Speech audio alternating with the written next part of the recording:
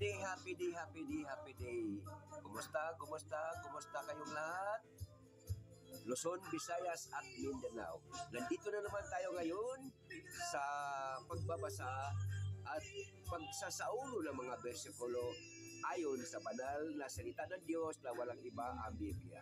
Ang Biblia po ay napakahalaga sa isang tao na lalo na sa mga lahat ng gustong magiging anak ng Diyos at gustong makapaglingkod sa buhay ng Diyos. Atin po tunayan ngayon ang sabi ng Biblia sa Pahayag 1:3. Ang sabi dito sa 1:3 ng Pahayag, mapalad ang taong bumabasa at ang tumutupad at ang mga nakikinig sapagkat malapit na ang panahon. Ang panahon na kung saan malapit na ang pagdating ng Panginoong Hesus.